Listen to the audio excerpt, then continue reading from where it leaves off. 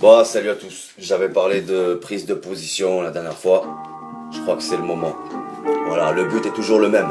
Il faut essayer d'éveiller le maximum de conscience. Le maximum de conscience. Et pour ça, il n'y a pas 36 000 manières. Il faut toucher les cœurs ou les esprits.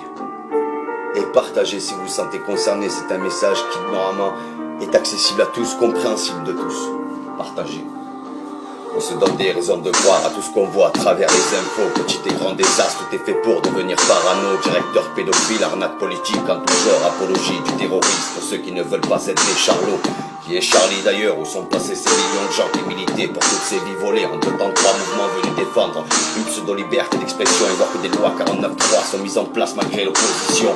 Moi je suis pas dupe, c'était Charlie, moi je suis de Charlot, 40 ans de cri, Charlie a pris du bif et a conservé ses bureaux pour des caricatures néfastes au respect des croyances de sorte que le blasphème en France est toléré par les scènes de Dieudo. Jusqu'où va-t-on aller? Faudrait pas nous prendre pour des cons, beaucoup se disent déjà qu'approche la guerre des civilisations. L'élite a pris l'info entre islamophobie et antisémitisme, les lucionistes a jeté son poison dans mon cerveau. Je regarde la vie et je vois pas trop ce que vous en faites. Chacun subit chaque jour mais personne ne relève la tête. Écran de fumée, voyez ce qui arrivera quand le pouvoir aura pris la place de l'humain, plus rien ne l'arrêtera. Je regarde la vie et je vois pas trop ce que vous en faites. Chacun subit chaque jour mais personne ne relève la tête. Écran de fumée, voyez ce qui arrivera quand le pouvoir aura pris la place de l'humain, plus rien ne l'arrêtera.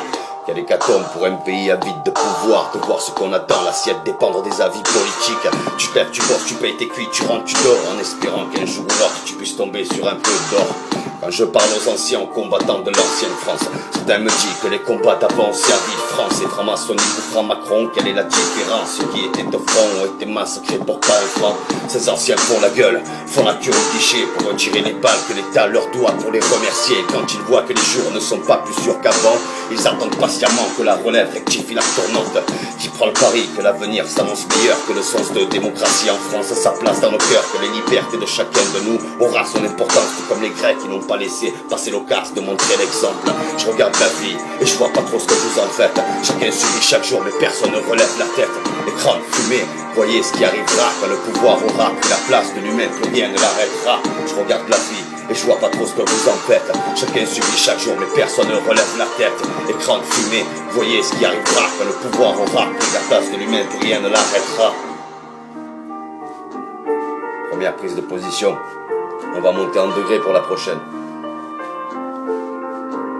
Amour, peace, aimez-vous les uns les autres, partagez, éveillons toutes les consciences endormies. C'est parti les gens.